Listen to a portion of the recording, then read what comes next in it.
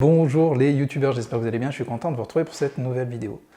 Alors aujourd'hui, je vais vous parler de matériel. Alors je sais qu'il y a beaucoup de vidéos sur le sujet, mais moi je vais faire un parallèle en fait avec tous les aspects techniques, tout le matériel que j'ai pu utiliser sur mon autre chaîne YouTube, ma chaîne YouTube principale où j'ai plusieurs dizaines de milliers d'abonnés et sur laquelle j'ai fait plusieurs centaines de vidéos. Alors quand j'ai commencé, j'ai tout bêtement commencé avec un smartphone classique. Alors autant dire qu'aujourd'hui c'est une très bonne alternative. Les smartphones font très bien le travail. Par contre, oui, vous devez quand même vous assurer de plusieurs choses. Vous devez au grand minimum, enfin moi c'est ce que j'utilise, c'est du standard, filmé en 1080p. 1080p, voilà, c'est une résolution oui, qui est vraiment devenue un standard. Ça va être la première chose. Deuxième chose, la prise de son. Il est indispensable d'avoir une prise de son. Vous ne pouvez pas vous permettre de parler, de mettre votre téléphone devant et de parler comme ça. Le son va être caverneux, c'est absolument horrible. Et comme je dis souvent, le plus important dans une vidéo, c'est le son. C'est pas l'image, c'est le son. Ça, il faut vraiment le comprendre, l'assimiler et l'intégrer. Par exemple, voilà, c'est beaucoup plus, comme je le dis souvent, c'est beaucoup plus agréable pour l'utilisateur, pour quelqu'un qui regarde une vidéo, d'avoir une vidéo avec une mauvaise image et un très bon son, plutôt que d'avoir une image parfaite en 4K et un son qui vient voilà, directement du support, sans micro. Donc le smartphone fait très bien le travail si il fait au moins du 1080p. Deuxième chose, comme je vous l'ai dit, la prise de son indispensable. Et autre chose, on a tendance à l'oublier, c'est la stabilisation. Soit vous allez devoir stabiliser votre téléphone sur un pied, ou le poser sur un meuble. Au début on bricole, hein. Donc au début on bricole, on peut très bien essayer de le poser où on veut, et du moment où ça bouge plus, on peut se filmer, ça fonctionne. Le mieux est d'avoir un pied, ou alors après, mieux si vous êtes nomade, si vous bougez, si vous avez besoin de mouvement, que vous faites des vlogs, etc., c'est un stabilisateur. Alors, avant de vous parler du stabilisateur, le pied. Alors, il y a des choses qui sont très intéressantes. Moi, par exemple, j'ai ici un pied. Alors, c'est un pied classique, un tripode. Voilà, deux poches qui s'ouvrent de cette façon-là. L'avantage, donc, à la base, vous pouvez fixer... Voilà, c'est les supports universels, les rotules universelles que vous utilisez sur un appareil photo ou autre. Mais je vous recommande clairement d'acheter ce petit gadget. Vous en avez plein. Alors moi j'ai acheté un Manfrotto parce que j'aime bien cette marque. C'est ce que j'utilise pour mon trépied. C'est une marque italienne qui est très très fiable. Alors après, vous pouvez acheter ce petit gadget sur Amazon à petit prix, il n'y a pas de souci. L'avantage de celui-là, c'est qu'il a des fixations un peu de partout. Vous en avez ici, ici, vous avez même une petite, vous pouvez voilà, de cette façon-là poser directement votre téléphone, vous n'avez pas besoin de support, enfin, il est super polyvalent. Après comment ça marche, ça pince le téléphone tout simplement. Donc vous pouvez mettre votre téléphone dessus, et voilà, c'est super stable. Après, vous pouvez fixer votre pied ou même directement mettre votre téléphone sur un trépied plus grand, plus imposant. Sachant que c'est une connectique universelle, voilà, vous allez pouvoir faire plein de choses. Moi, j'utilise de cette façon-là. Je vais avoir voilà, mon trépied, mon téléphone, c'est stabilisé. Alors ça, moi, j'ai à peu près commencé comme ça et ça m'a permis quand même de faire pas mal de vidéos. Si vous voulez de la stabilisation en tant que nomade, alors là, en termes de coût, c'est autre chose. Ça va être une centaine d'euros. C'est un stabilisateur 3 axes qu'on appelle aussi un gimbal. Alors ça, ce genre de choses, c'est génial. C'est génial. Au début, quand vous découvrez ce type d'objet, vous êtes comme un enfant. Le soir de Noël. C'est un côté un peu magique. Vous mettez votre téléphone, alors vous le mettez sur votre support.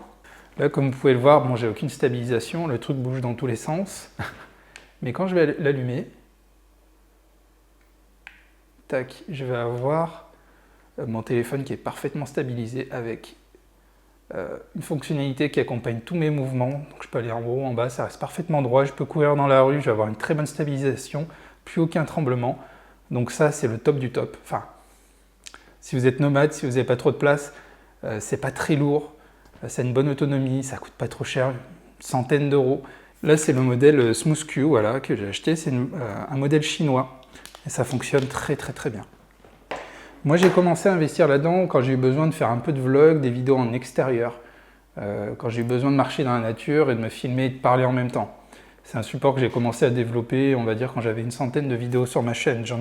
J'étais fatigué de toujours faire les vidéos derrière le même plan. Je me suis dit, pour mon audience, ça va être lassant. Donc, j'ai commencé à vouloir faire quelque chose d'un peu plus original et j'ai investi là-dedans. Parce qu'au début, mécaniquement, j'ai voulu prendre mon smartphone et me filmer avec une perche. Ça tremblait dans tous les sens, c'était juste affreux. Donc, stabilisation. Alors, à savoir qu'aujourd'hui, vous avez la plupart, je crois qu'ils le sont même tous les iPhones et beaucoup d'autres téléphones aussi qui sont stabilisés numériquement. Donc, vous avez une fonctionnalité qui permet de stabiliser l'image par du traitement numérique. Et ça marche très bien. Donc, ça vous évite d'avoir en fait le gimbal, ce que je vous ai montré. Moi, mon téléphone ne le fait pas. Donc, si je me filme comme ça va trembler dans tous les sens. Avec le stabilisateur numérique, ça fonctionne très très bien.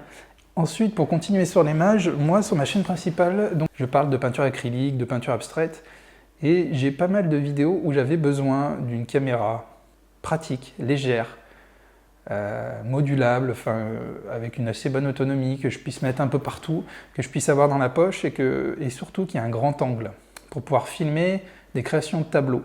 Et du coup, des fois, j'avais des pièces très très grandes, et pour me filmer, j'ai fait plusieurs choses, j'ai acheté plusieurs petites caméras, et le mieux, pour moi, ça a été ça. Alors, c'est une GoPro, mais c'est une GoPro Session. Alors, juste pour une question de prix, j'avais pris la Session, mais finalement, j'en suis encore plus content parce qu'elle est très petite, elle est super sympa, elle filme en 4K, une assez bonne autonomie. Vous avez des commandes vocales, c'est super intéressant, vous avez plein de fonctionnalités. Vous pouvez faire du timelapse, vous pouvez faire plein de choses. Top. Le seul problème, c'est qu'il n'y a pas d'écran de contrôle. Donc, il faut la connecter à votre mobile, faire le plan, faire le cadre, faire plein de choses.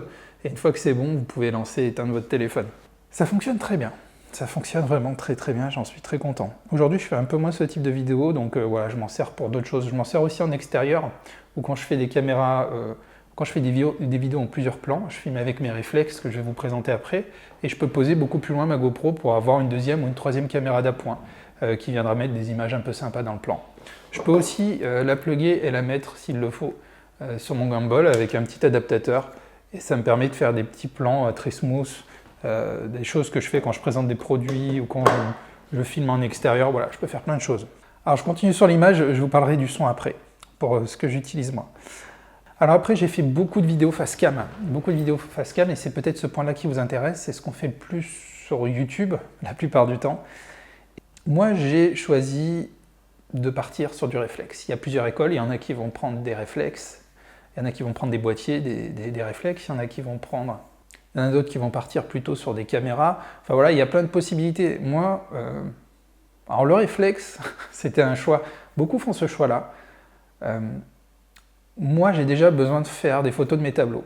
Donc c'est très bien d'avoir un réflexe avec un bon objectif, ça me permet de faire de belles photos, c'est absolument indispensable dans mon activité pour prendre en photo mes tableaux.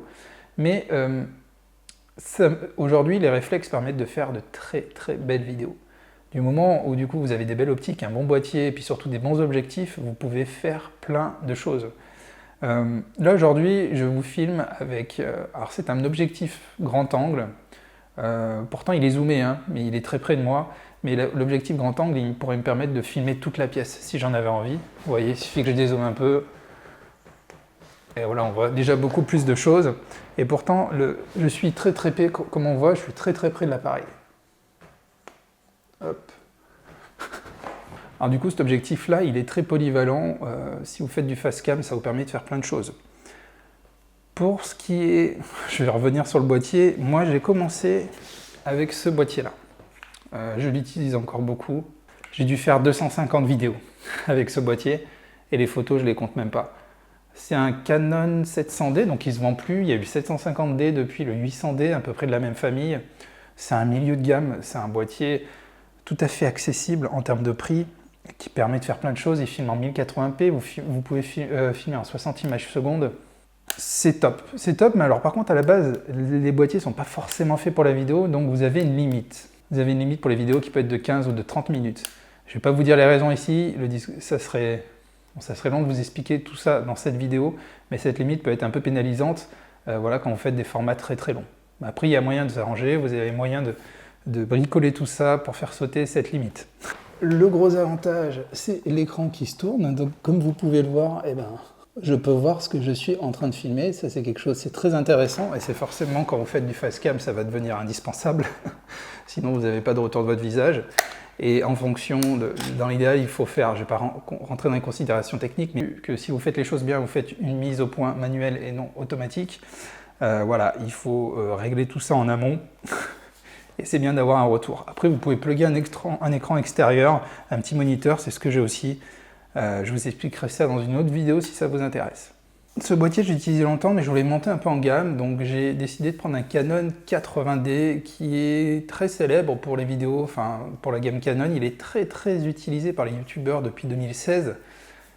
Et malgré que ce boîtier est de 2016, j'ai craqué tout simplement pour celui-ci, même s'il ne fait pas de la 4K, il a des fonctionnalités qui permettent de faire de bonnes vidéos. Le dual focus qui permet vraiment de faire des choses juste superbes avec les objectifs, le nombre de collimateurs qui est important, voilà, des réglages qui sont plus subtils, plein de petites choses qui font que le 80D est un peu mieux que celui que j'avais à l'époque. Mais je continue à l'utiliser parce qu'il fait très bien le travail et parce qu'aujourd'hui je suis monté un peu en gamme sur mes vidéos et je commence à utiliser plusieurs angles de caméra.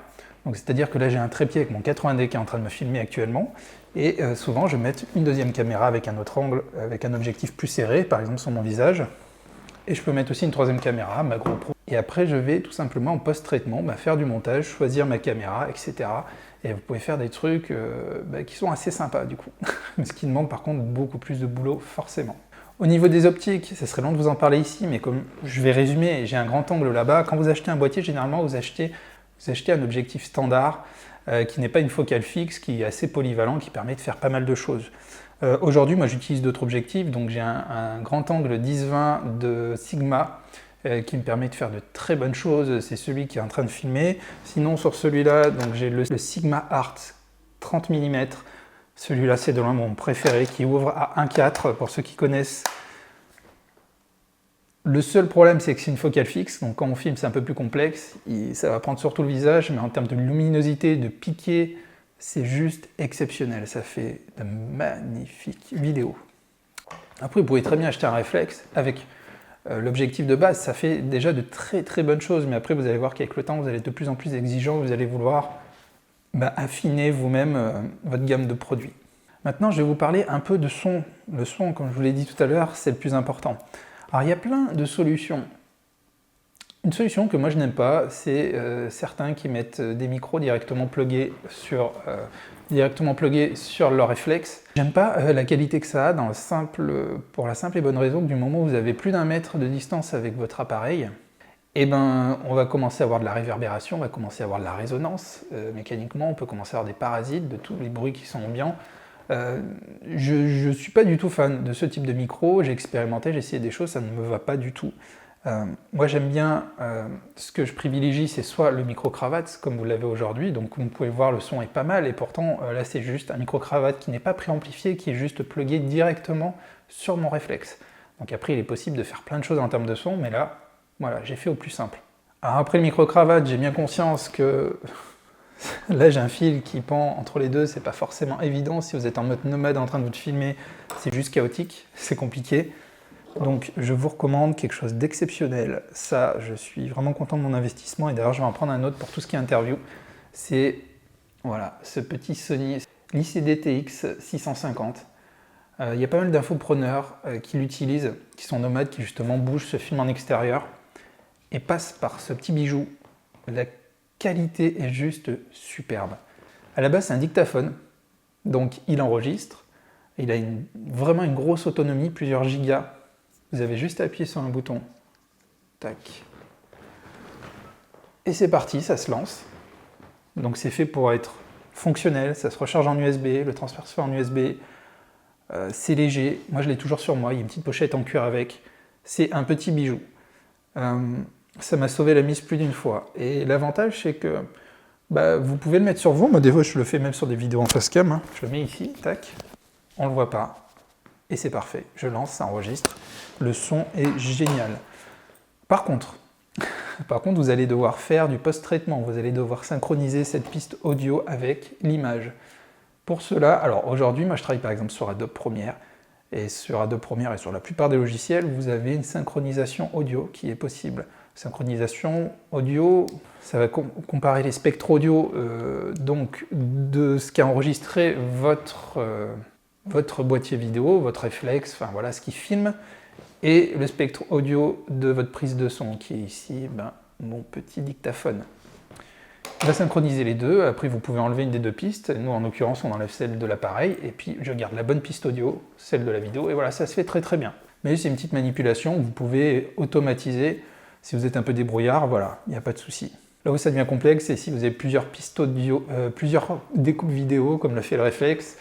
Alors pour ce qui est du premier pied, le premier pied que j'ai acheté, c'est celui-là, je l'ai acheté d'occasion sur le Bon Coin quand je lançais ma chaîne YouTube, du coup je l'ai acheté à 20 € d'occasion, ou même pas 15 € je crois. Je vous recommande pas forcément parce que ça fatigue vite.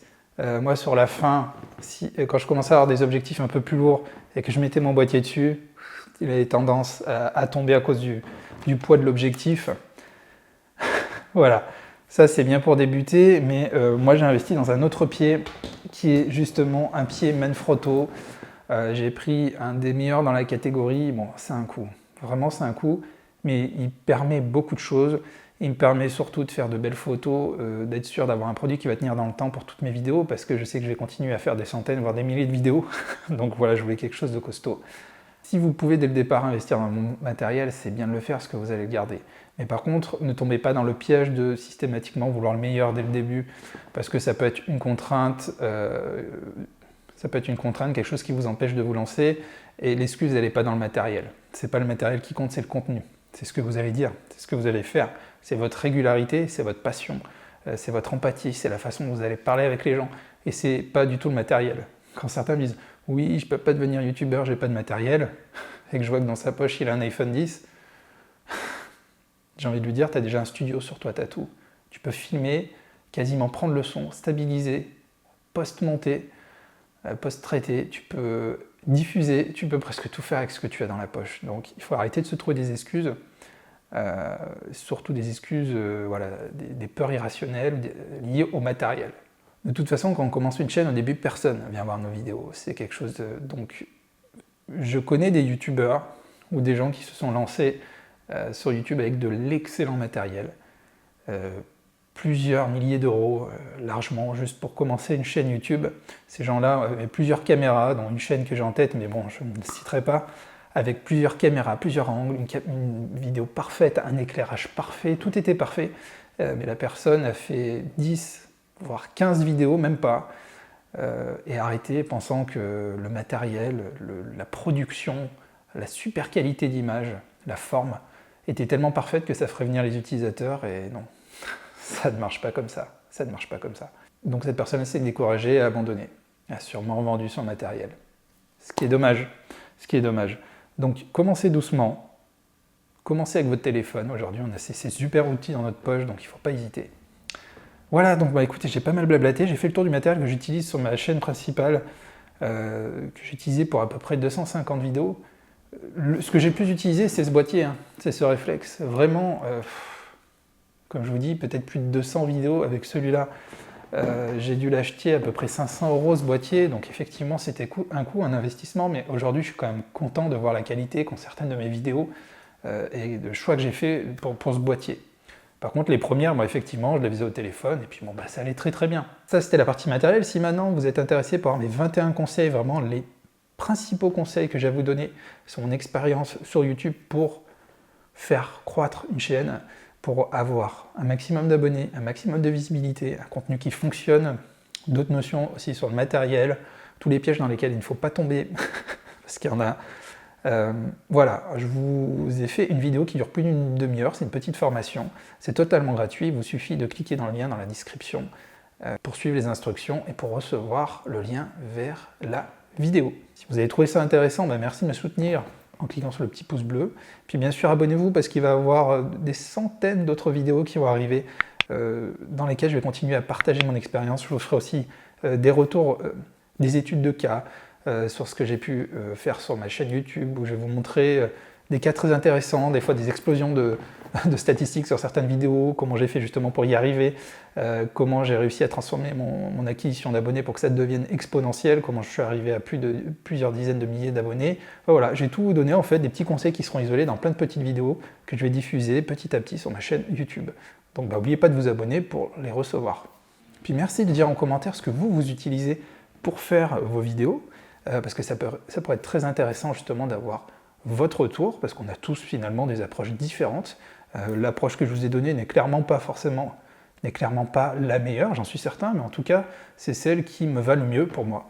Mais il y a tellement de possibilités aujourd'hui que vous avez sûrement une approche différente de la mienne. Donc je serais curieux de voir votre témoignage en commentaire et de nous expliquer à nous tous comment vous faites pour faire vos vidéos. Voilà, en tout cas, je vous remercie et je vous dis à très bientôt pour la prochaine vidéo.